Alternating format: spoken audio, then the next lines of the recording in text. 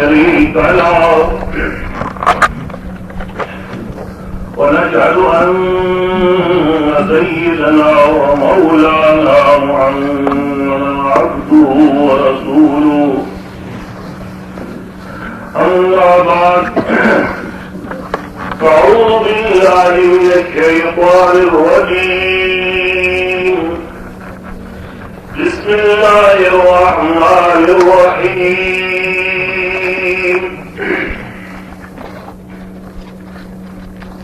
إنا أعطيناك الكوثر فصل لربك وانحر إن شانئك هو الأبتر. صدق الله مولانا العظيم.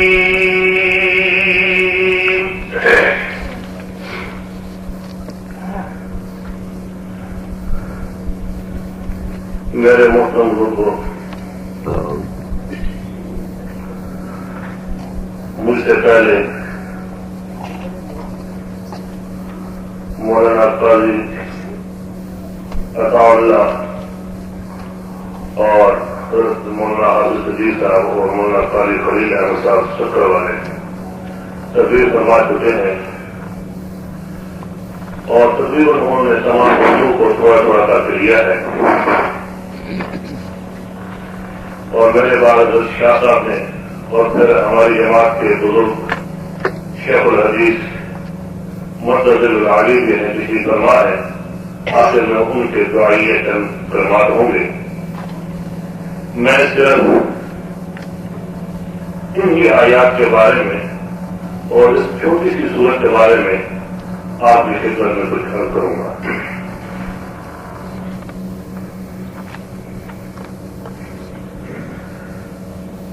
میرے برادر محترم جو اسٹیٹ سیکرٹری ہیں،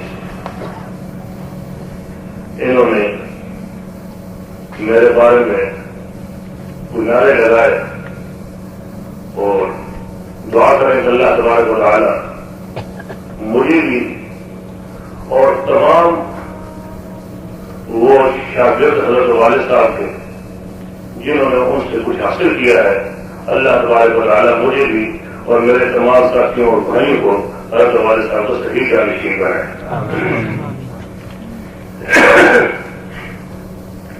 میرے محترم بزرگوں، میں نے آپ کے سامنے قرآن پاک کی ایک چھوٹی سی صورت تلاوت کی ہے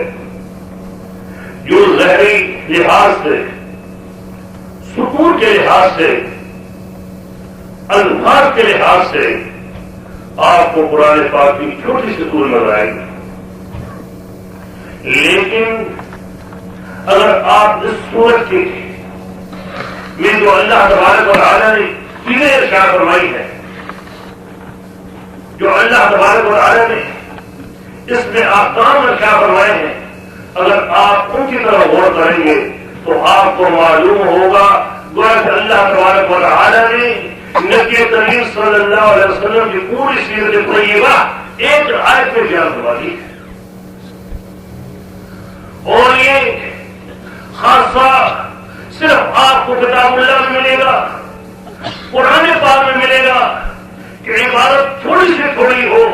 مختصر سے مختصر عبادت ہو، لیکن معانی اور مطالب کے لحاظ سے اس قدر اونچی ہو کہ اس کی تفسیر کرنے والے، اس کے بیان کرنے والے، اس کے بارے میں لکھنے والے ایک وقت نہیں کئی اور رات لکھ کر کے آخر میں یہ فیصلہ کر کے چلے جاتے ہیں کہ یہ وہ سمندر ہے کہ جس کا کوئی کنارہ نہیں.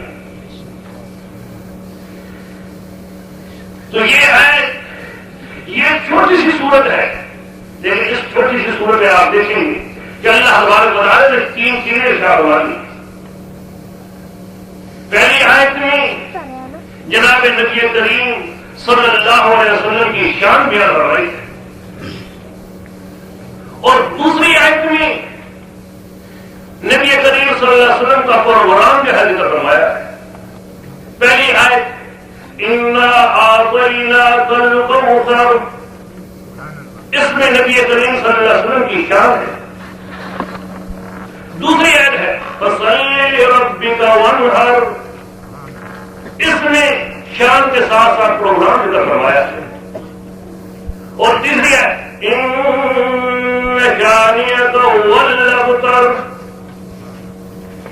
شان کے بعد پروگرام کے بعد جنہوں نے اس پروگرام کو تسلیم نہیں کیا، اس پروگرام کو نہیں مانا، اس پروگرام کو قبول نہیں کیا، ان کے انجام کو ذکر کیا جا رہا ہے. چھوٹی سی صورت ہے اور اس میں اللہ تبارک و تعالیٰ نے نبی کریم صلی اللہ علیہ وسلم کی پوری زندگی کا ایک خلاصہ جو ہے وہ ذکر کر دیا ہے. پہلی آیت اس میں اللہ تبارک و تعالیٰ نے نبی کریم صلی اللہ علیہ وسلم کی شان بیان فرمائی ہے اور اللہ تبارک و تعالیٰ نے جتنے پیغمبر بھی بھیجے ہیں 1,24,000 قوموں میں جتنے بھی اللہ تبارک و تعالیٰ نے پیغمبر بھیجے ہیں، اللہ تعالیٰ نے ان کو وہ شان دی، ان کو وہ مقام دیا کہ اس وقت کی قوم میں سے یا اس پیغمبر کی امت میں سے کوئی شخص اس کا مقابلہ نہیں کر سکتا. شرافت کے لحاظ سے اور صاف حقیقت کے لحاظ سے اور اچھی سے اچھی نسل کے لحاظ سے ان میں وہ صاف پائے جاتے تھے کہ اس وقت میں اس دور کے کوئی شخص جو ہے اس کا مقابلہ نہیں کر سکتا. اسی لیے کہ اللہ تعالیٰ اپنے پیغمبر کو ایک مقام دینا ہوتا ہے، ایک خاص چیز عطا فرمانی ہوتی ہے تاکہ اس کے ملنے کے بعد اور کوئی شخص یہ نہ کہہ سکے کہ آج آپ نبوت کا دعویٰ کر رہے ہیں، نبی ہونے کا دعویٰ کر رہے ہیں اور آپ کی سابقہ زندگی اس طریقے سے داغدار ہو رہی ہے. بلکہ پیغمبر کی پہچان ہی یہی ہے کہ اس کی سابقہ زندگی کا مطالعہ کیا جائے، سابقہ زندگی کو دیکھا جائے. اگر اس کی زندگی صحیح ہے اور صحیح انبیاء علیہ السلام کے مطابق ہے تو پھر تو اس کے بارے میں کچھ سوچا جا سکتا ہے. لیکن جس کی زندگی دعووں کے ساتھ بری ہوئی ہو، جس کی زندگی میں عیوب جو ہے اور عیوب بے شمار پائے جا رہے ہو، وہ پیغمبر نہیں ہو سکتا. آپ نے قرآن پاک میں غور کیا ہے کہ جب نبی کریم صلی اللہ علیہ وسلم کوہ صفا پر آتے ہیں تو آپ پر آپ نے فرمایا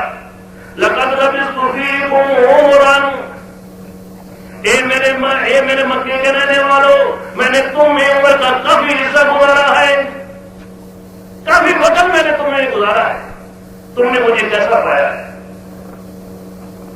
حدیث میں آتا ہے فرمایا حل وجدتمونی صادقا او کاذبا. اے میری قوم، تم مجھے بتاؤ تم نے مجھے 40 سال کی زندگی میں سچا پایا یا جھوٹا پایا؟ کس طریقے سے میں نے زندگی گزاری؟ آگے سے قوم تھی، 40 سال زندگی ان کے سامنے تھی، پورے دور ان کے سامنے گزرے تھے، مہینے ان کے سامنے گزرے تھے، ہفتے ان کے سامنے گزرے تھے، سال ان کے سامنے گزرے تھے، ہر وقت اور ساتھ ان کے سامنے گزرے تھے. تمام کی طرف انہوں نے نظر گزاری ہے. جب سے پیدائش ہوئی اس وقت سے لے کر کے 40 سال تک جتنا دور گزرا ہے، تمام دوروں میں انہوں نے وقت نظر دوڑائی ہے. اور دوڑانے کے بعد آخر میں انہوں نے یہ فیصلہ کیا جربنا لک مرارا، جربنا لک مرارا، ہم نے آپ کا بار بار تجربہ کیا، ایک بار نہیں کئی بار تجربہ کیا. ما رأینا فیک الا صدقا، جب بھی ہم نے آپ کو پایا ہے سچا ہی پایا ہے، کبھی جھوٹ آپ کی زبان مبارک سے نہیں نکلا. تو آپ نے آزمائش کے طور پر فرمایا کہ جب یہی حالت ہے، جب ایسے ہی مجھے سمجھتے ہو تو میں تمہیں اگر یہ کہہ دوں کہ اس پہاڑ کے پیچھے سے ایک فوج آ رہی ہے جو تم پر حملہ آور ہونے والی ہے، تم پہ حملہ کرے گی اور تمہارے تعاقب کے لیے آ رہی ہے، تو کیا تم میری اس بات کی تصدیق کر لو گے؟ تو ہر ایک نے یہ کہا کہ ہماری آنکھیں جو ہے وہ تو قصوروار ہو سکتی ہیں، ہماری آنکھیں دیکھنے سے عاجز ہو سکتی ہیں، لیکن جو آپ کی زبان مبارک سے لفظ نکل چکا ہے اس میں کبھی جھوٹ نہیں آ سکتا. تو میں یہ عرض کر رہا تھا کہ پیغمبر کی ایک زندگی ہے کہ تمام زندگی کے دور میں گزرے ہیں، اس میں کوئی شخص ان پر کوئی اعتراض نہیں کر سکتا. میرا اصل میں آگے چلنا ہے، اس لیے میں اتنے ہی کہہ کر جا رہا ہوں. لیکن انبیاء علیہ الصلوۃ والسلام میں بھی جو اللہ تبارک و تعالیٰ نے علیہ وسلم کو مقام دیا ہے، جو آپ کو رتبہ ملا ہے، وہاں تک کوئی پیغمبر بھی ہے نہیں پہنچ سکتا۔ حدیث میں آتا ہے کہ نبی کریم صلی اللہ علیہ وسلم نے فرمایا فضلت علی الانبیاء بصبر، کہ اللہ تبارک و تعالی نے مجھ کو باقی انبیاء علیہ السلام پر 7 چیزوں کے ساتھ فضیلت عطا فرمائی، یعنی وہ 7 انعامات اور 7 خصوصیات اللہ تعالیٰ نے مجھ کو دی ہیں، مجھ سے پہلے کسی پیغمبر کو یہ چیزیں نہیں عطا فرمائی۔ ان میں سے ایک دو ہی کا ذکر کرتا ہوں۔ ایک تو فرمایا خاتم النبیون،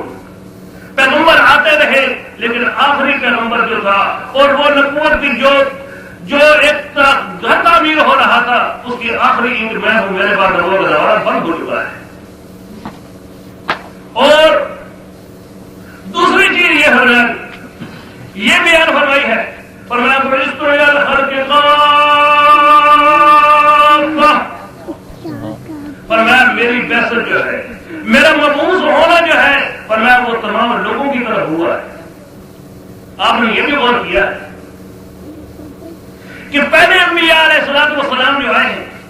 حضرت نوح علیہ السلام سے لے کر کے حضرت عیسیٰ علیہ السلام تک جو پیغمبر آئے ہیں، ان کا خطاب ایک خاص رہا ہے۔ قرآن پاک سے ہی پوچھئے گا، قرآن پاک میں حضرت نوح علیہ السلام کے بارے میں لقد ارسلنا نوحا الى قومه فقال يا قوم،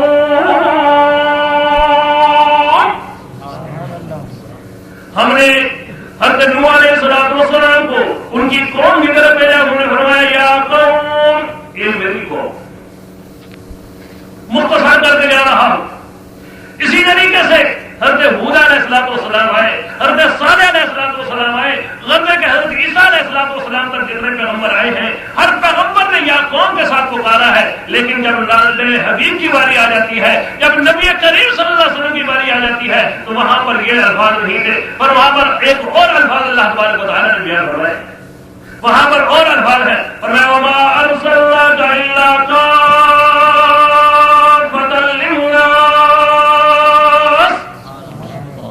فرمایا اے میرے لاڈلے حبیب، ہم نے آپ کو نہیں بھیجا الا کافۃ للناس، بلکہ تمام لوگوں کے لیے، تمام جہان لوگوں کے لیے ہم نے آپ کو پیغمبر بنا کر بھیجا ہے۔ اسی طریقے سے جو آپ پر کتاب اتری ہے، آپ سے پہلے کتابیں بھی اتری ہیں، لیکن ایک کتاب وہ تھی جو صرف امت موسویہ کے لیے تھی، ایک کتاب وہ تھی جو صرف امت عیسویہ کے لیے تھی۔ اسی طریقے سے جو کتابیں اتری ہیں ہر پیغمبر کے لیے جو خاص تھی، ہر امت کے لیے خاص تھی، جو اس پیغمبر کے ساتھ امت تعلق رکھتی تھی۔ لیکن کتاب اللہ آئی ہے، یہ ہم کو 30 پارے قرآن پاک ملے ہیں۔ اس کے لیے اللہ تبارک و تعالیٰ نے یہ نہیں فرمایا کہ مکے والوں تمہارے لیے، مدینے والوں تمہارے لیے ہے، بلکہ یہاں پر اللہ تبارک و تعالیٰ اور ارشاد فرما رہے ہیں، فرمایا کہ شہر رمضان الذی انزل فیہ القرآن ھدی للناس،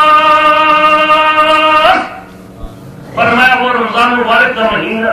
جس مہینے میں یہ کتاب اتری ہے، لیکن فرمایا اس کتاب کی جس طریقے سے حضور کی بعثت للناس ہے، فرمایا یہ کتاب اللہ جو ہے یہ بھی ہدی للناس، یہ تمام لوگوں کے لیے ہدایت ہے۔ اور آپ جو نماز پڑھتے ہیں، آپ جو نماز پڑھتے ہیں، اس نماز میں خواہ فرض نماز ہو، نفل نماز ہو، سنتیں ہوں، وہ اگر آپ نہ پڑھیں تو آپ کی نماز پوری نہیں ہوتی۔ تنہا ہے تو آپ کا پڑھنا ضروری ہے، منفرد ہے تنہا ہے تو پڑھنا ضروری ہے، امام کے ساتھ ہے تو امام کا پڑھنا تمہارا پڑھنا سمجھا جاتا ہے، لیکن پڑھنی وہ ضروری ہے۔ اس کے بارے میں اللہ تبارک و تعالیٰ کیا فرماتے ہیں کہ یہ چیز بھی ہم نے آپ کو دی ہے، آپ سے پہلے کسی پیغمبر کو یہ چیز نہیں دی گئی۔ فرمایا وَلَقَدْ آتَيْنَاكَ سَبْعًا مِنَ الْمَثَانِي وَالْقُرْآنَ الْعَظِيمَ، فرمایا اے میرے لاڈلے حبیب، ہم نے آپ کو 7 آیتیں دی جو بار بار پڑھی جاتی ہیں۔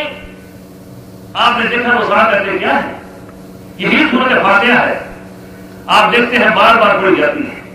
5 وقت کی نماز فرضی نماز کو دیکھیں گے، سنت کو چھوڑ دیں، نوافل چھوڑ دیں، صرف فرض کی طرف آپ دھیان کریں تو آپ فرض میں کتنی رکعتوں میں پڑھتے ہیں؟ تو یہی 7 ایسے ہیں، فرمایا ہم نے آپ کو دی ہیں، 7 ایسے بھی دی ہیں، اور قرآن العظیم اور قرآن پاک یہ کتاب اللہ بھی ہم نے آپ کو دی ہے، کسی پیغمبر کو یہ دیا تھا۔ تو بہرحال یہ شان ہے نبی کریم صلی اللہ علیہ وسلم کی۔ اسی طریقے سے یہ بھی چیز ارشاد فرمائی ہے، انہیں خصوصی انعامات میں سے ایک یہ بھی انعام ہے کہ انا اعطیناک الکوثر، کہ ہم نے آپ کو انعام دیا ہے۔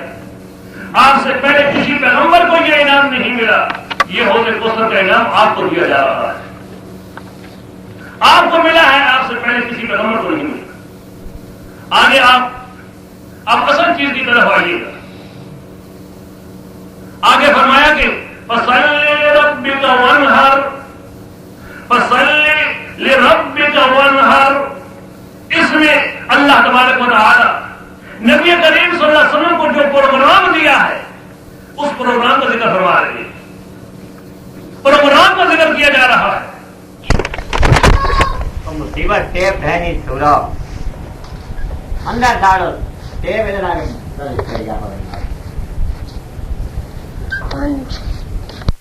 نماز میں آپ نے غور کیا ہے کہ آپ زبان سے بھی اقرار کر رہے ہیں کہ ایاک نعبد و ایاک نستعین،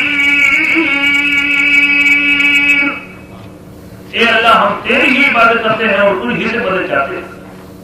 اسی طریقے سے آپ جب رکوع میں جاتے ہیں، سجدے میں جاتے ہیں، تو رکوع اور سجود میں بھی آپ اعتراف کر رہے ہیں اے اللہ ہمارا جھکنا جو ہے، ہمارا سجدہ کرنا جو ہے وہ تیرے لیے اور کسی کے لیے نہیں ہے۔ گویا کہ قولی عبادت اور پہلی عبادت جو ہے اس سے آپ ثابت کر رہے ہیں اللہ تیرے لیے۔ اسی طریقے سے ونحر قربانی ہے یا مالی عبادت ہے، اس کو بھی آپ کہہ رہے ہیں اللہ تیرے لیے۔ گویا کہ اس چھوٹی سی آیت میں آپ یہ کہہ رہے ہیں فَصَلِّ لِرَبِّكَ وَانْحَرْ، اے اللہ میری قولی عبادت ہو، میری پہلی عبادت ہو، میری مالی عبادت ہو، اے اللہ تیرے لیے ہے۔ تینوں قسم کی عبادات کو جمع کیا جا رہا ہے، تینوں قسم کی عبادت ہمارے اللہ تیرے لیے۔ یہ گویا کہ یہ چھوٹی سی آیت ہے، یہ آیت پورے ایک دوسری آیت کی تصویر ہے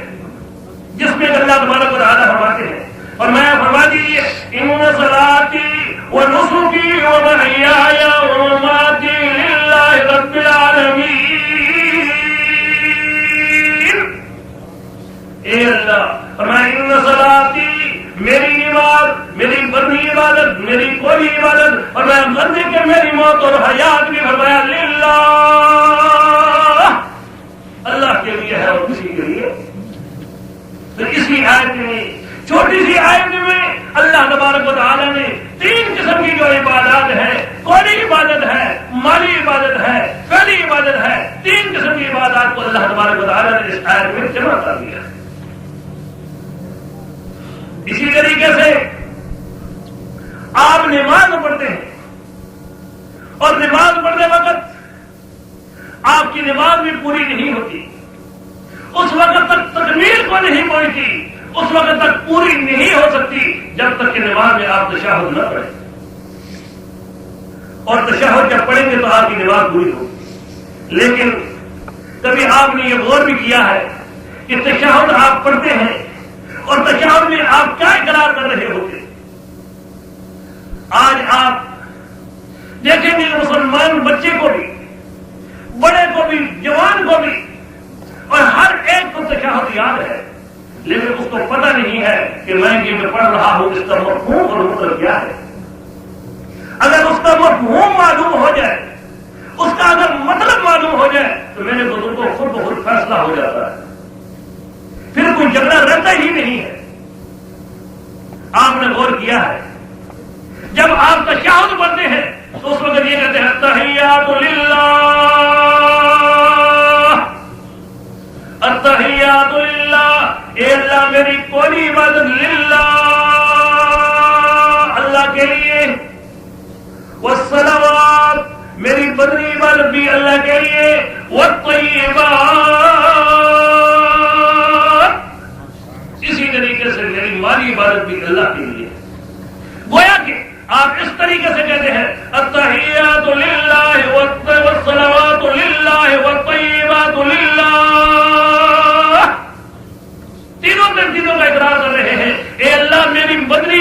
جو ہے، میری قولی عبادت جو ہے، میری مالی عبادت جو ہے، فرمایا اللہ تیرے لیے اور کسی کے لیے نہیں۔ تو آپ خود ہی اقرار تصور کر لیجیے، خود ہی فیصلہ کر لیجیے۔ جب آپ اقرار کرتے ہیں، جب ہمارا اقرار تو یہ ہوتا ہے، جب زبان سے اقرار تو یہ ہوتا ہے کہ تینوں قسم کی عبادات اللہ کے لیے ثابت کریں، لیکن ہمارے افعال اگر دوسری طرف جائے، ہمارا عمل اگر دوسری طرف جائے، تو پھر ہمارا سب سے زیادہ جو ہے اللہ تبارک و تعالیٰ کے ساتھ غداری کرنے والا کون شخص ہو سکتا ہے؟ زبان سے اقرار تو اور کریں، نماز میں اقرار اور کریں، قرآن پاک کی آیات پڑھیں، اس کا اقرار تو اور کریں، لیکن جب عمل کا وقت آئے تو ہم کوئی ڈھیری دیکھ رہے، کوئی زیارت دیکھ رہے تو وہاں ہی اپنے سر کو جھکا دیں تو بتائیں اس سے زیادہ اور ظلم کیا ہو سکتا ہے؟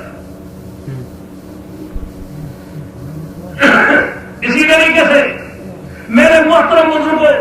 جس طریقے سے تینوں قسم کی عبادات اللہ کے لیے ہیں، اسی طریقے سے پکارنا بھی اسی کو چاہیے جس کے لیے ہم عبادات کرتے ہیں۔ تو پکارنے کے لائق اگر ہستی ہے تو وہ بھی صرف اللہ تبارک و تعالیٰ ہی ہے، پکارنے کے لائق بھی وہی ہستی ہے۔ پیغمبر کی تعلیم کو دیکھیے گا، انبیاء علیہ الصلوۃ والسلام کے واقعات کو اٹھا کر کے دیکھیے گا۔ اگر آپ واقعات کو اٹھا کر کے دیکھیں تو آپ کو معلوم ہو جائے گا پیغمبر جتنے بھی آئے ہیں، ہر پیغمبر نے یہی پکار دی ہے، ہر پیغمبر نے یہی آواز دی ہے کہ پکارنے کے لائق بھی وہی ہے، سونے کے لائق بھی وہی ہے، حاجات کو پوری کرنے لائق کے لائق بھی وہ صرف اللہ تبارک و تعالیٰ ہی ہے۔ نعرہ تکبیر، اللہ اکبر۔ پیغمبروں کا ہر پیغمبر کے واقعات کو اٹھا کر دیکھیے، ہر پیغمبر کے واقعے سے یہ معلوم ہوگا کہ پیغمبر نے بھی جب پکارا ہے، جب وہ سو رہا ہے تو کس کو سو رہا اور کس کو پکارا ہے۔ ایک پیغمبر ہی کا واقعہ بیان کرتا ہوں۔ وقت گزر گیا، جو وقت مانگنے کا، جو وقت ذہنی امیدوں کا تھا، وہ وقت منختم ہو گیا، امیدیں منقطع ہو جاتی ہیں، امیدیں ختم ہو جاتی ہیں، ذہنی حالات بھی اس بات کی اجازت نہیں دے رہے، لیکن پیغمبر ہے، اس کو پتا ہے کہ میں کس کے آگے میں نے مانگنا ہے، کس کے آگے میں نے گریہ ازاری کرنی ہے۔ وہ دیکھنے کے باوجود، وہ وقت ہونے کے باوجود، موسم نہ ہونے کے باوجود اور انتہائی عمر کو پہنچنے کے باوجود جب اس نے مانگا ہے تو اللہ تبارک و تعالیٰ ہی سے پڑھ رہا ہے۔ قرآن پاک میں اسی کی طرف اشارہ ہے کہ حضرت زکریا علیہ الصلوۃ والسلام جب ان کے سپرد حضرت مریم علیہ الصلوۃ والسلام کی پرورش کی گئی، کفالت ان کے سپرد کی گئی، تو آگے وہ آتی ہے۔ مریم کے پاس جب حضرت زکریا علیہ الصلوۃ والسلام جاتے ہیں تو آگے سے جا کر دیکھتے ہیں مختلف میوے ہیں، بے موسم میوے ہیں، تو دیکھ کر کے ایک دم جو ہے مریم سے پوچھتی ہے کہ اے مریم، یہ بے موسم میوے کہاں سے آ گئے، یہ کہاں سے تو لائی ہے، کہاں سے آئے؟ آگے میں مریم کا جواب ہے، اسی جواب سے ایک دم اللہ تبارک و تعالیٰ کے دربار میں خود کی گریہ ازاری کر دیتے ہیں۔ قرآن پاک میں ہے وَكَفَّلَهَا زَكَرِيَّا، میں مریم کی کفالت حضرت زکریا علیہ السلام والسلام نے فرمائی۔ كُلَّمَا دَخَلَ عَلَيْهَا زَكَرِيَّا الْمِحْرَابَ وَجَدَ عِندَهَا رِزْقًا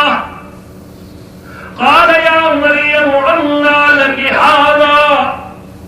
اے مریم تیرے پاس بے موسم میوے کس طریقے سے آ گئے؟ کیسے میرے پاس بے موسم میوے جن کا وقت بھی نہیں، جن کے اس وقت بھی یہ موسمی میوے ہو نہیں سکتے، یہ بے موسم میوے تیرے پاس کس طرح آ گئے؟ قالت هو من عند اللہ، تو انہوں نے کہا کہ اللہ تبارک و تعالیٰ دینے والے۔ قرآن پاک میں ہے هنالک دعا زکریا ربہ، هنالک دعا زکریا ربہ، وہاں حضرت زکریا علیہ السلام نے اللہ تبارک و تعالیٰ کو پکارا۔ دوسری جگہ بھی اپنی گریہ ازاری کا اظہار کرتے ہیں، اپنی کمزوری کا اظہار کرتے ہیں۔ رب انی وہن العظم منی واشتعل الراس شیبا، اے اللہ میرے سر کے بال سفید ہو چکے، میری ہڈی بھی کمزور ہو چکی، وامرأتی عاقر، اور بیوی کی بھی حال یہ ہو چکی ہے، فرمایا ہماری کبھی بھی بانج ہو چکی ہے، لیکن حال یہ ہے کہ جب تجھ سے مانگ رہا ہوں اے رب العالمین، کبھی میں نے یہ نہیں امید ہو سکتی کہ تجھ سے اس طریقے سے جوڑ سکوں۔ نعرہ تکبیر، اللہ اکبر، زندہ آباد۔ پیغمبر ہے تو انہوں نے مانگا ہے تو کس سے مانگ لی ہے، انہوں نے گریہ زاری کی تو کس کے آگے کی ہے۔ اب پیغمبر کی تعلیم ہی ہمیں بتلا رہی ہے، ان کی تعلیم کی روشنی سے ہمیں پتہ چلتا ہے کہ پیغمبر مانگنے والے ہیں تو کس سے مانگنے والے ہیں۔ اور میرے بزرگوں، میرے دوستوں، چلتے چلتے یہ بھی عرض کر دوں کہ مانگنے کے لیے درمیان میں وسائل کی کوئی ضرورت نہیں ہے۔ اللہ تبارک و تعالیٰ سے گریہ گزاری کرنے کے لیے، خدا کے دربار میں جھکنے کے لیے کوئی درمیان میں وسائل کی ضرورت نہیں ہے۔ یہاں کوئی کراچی کے ڈی سی صاحب نہیں ہے تو ان کے سٹینوں کو پہلے ملا جائے، یا کوئی کمشنر صاحب نہیں ہے تو اس کے پہلے سیکرٹری کو ملا جائے تب کمشنر صاحب سے ملاقات ہو سکتی ہے، یا جناب علی جناب صدر صاحب سے ملنا ہو تو اس کے جو پرائیویٹ سیکرٹری ہوں گے ان کو ملیں گے تو تب آپ کی ملاقات ہو جائے گی۔ لیکن یہاں رب العالمین کا دربار ہے، رب العالمین نے فرمایا کہ تمہاری ملاقات ایک کی دوسرے کے ساتھ ہو، درمیان میں وسائل کی ضرورت ہے، درمیان میں واسطوں کی ضرورت ہے، لیکن فرمایا جب میرے ساتھ تم ملنا چاہو، میرے ساتھ تم ملاقات کرنا چاہو، فرمایا تمہارا اور میرا تعلق کچھ اور ہے۔ فرمایا کہ وَإِذَا سَأَلَكَ عِبَادِي عَنِّي فَإِنِّي قَرِيبٌ، فرمایا جب میرے بندے میرے بارے میں سوال کریں کیا ہمارا رب قریب ہے یا بعید، اگر دور ہو تو بلند آواز کے ساتھ پکارے، نزدیک ہو تو آہستگی کے ساتھ پکارے، فرمایا فرما دیجیے فإنی قریب، فرمایا میں قریب ہوں، لیکن کتنا قریب، کتنا نزدیک۔ میرے پاس میرے یہ بھائی مولانا نور علیہ صاحب بھی بیٹھے ہوئے ہیں، ادھر بھی میرے پاس بزرگ بیٹھے ہوئے ہیں، لیکن ان کے درمیان اور میرے درمیان کچھ چند انگلیوں کا فاصلہ ضرور پایا جاتا ہے، لیکن آپ ان کو کہیں گے ہیں قریب، ہیں نزدیک۔ لیکن رب العالمین نے فرمایا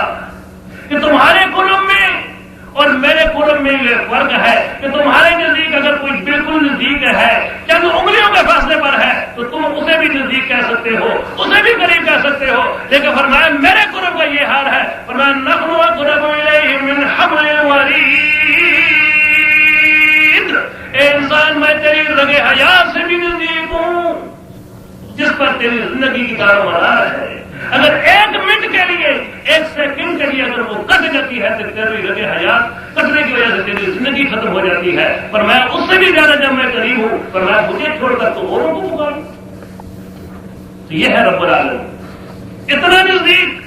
جس کی رگ حیات سے بھی زیادہ نزدیکی ہو، زیادہ نزدیک ہو اس کو چھوڑ کر تو اور کسی کو پکارا جائے تو اس سے زیادہ وہ کیا ہم جاتی ہو سکتی ہے۔ اور جو لوگ خدا کو چھوڑ کر کے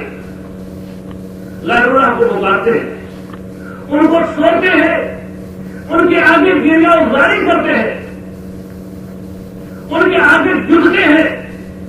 تو ان کے بارے میں بھی اللہ تبارک و تعالیٰ نے عجیب لفظ کیا فرمایا، عام لفظ نہیں بلکہ عجیب لفظ ہمارے فرمایا کہ من اضل ممن يدعو من دون اللہ، فرمایا اس شخص سے کوئی زیادہ گمراہ نہیں ہو سکتا، یعنی تمام گمراہوں سے بڑا گمراہ، سب سے بڑا گمراہ فرمایا وہ ہے جو اللہ کو چھوڑ کر کے غیر اللہ کو پکارتا ہے، غیر اللہ کو چھوڑتا ہے، اس کے آگے دنیا داری کرتا ہے۔ فرمایا من اضل ممن يدعو من دون اللہ من لا يستجيب له الى يوم القيامة وهم عن دعائهم غافلون، فرمایا یہ پکارنے والا پکارتا رہے لیکن یہ اس کی پکار کو نہیں سن سکتے، وہ نہیں جان سکتے۔ تو اب آپ خود ہی فیصلہ کر لیں، جو خدا کو چھوڑ کر کے غیر اللہ کی قبروں پر جاتے ہیں، ان کے آگے گریہ گزاری کرتے ہیں۔ آپ پنجاب میں دیکھیے گا کہ کہتے ہیں اس طریقے سے مشہور ہے کہ سلطان پیرن پورے میں پنجابی پیرن پورے بول رہی ہے، ہر جگہ تھی جا کے دیکھ سو کہ دونوں مختلف تو مختلف نظر آتے، ملتانیہ سے کوئی ہے تو سارے پنڈیا سے پنڈیا کا تو بری ماں وہ تو کہتے ہونے کہ میری کھوٹی دشمن کرو کھری وہ تو جا کر اپنی دشمن جو ہے وہ کھری کر تو اللہ تمہارے کو تعالیٰ تو فرما دے اور میں من کر لو پر میں جو اللہ کو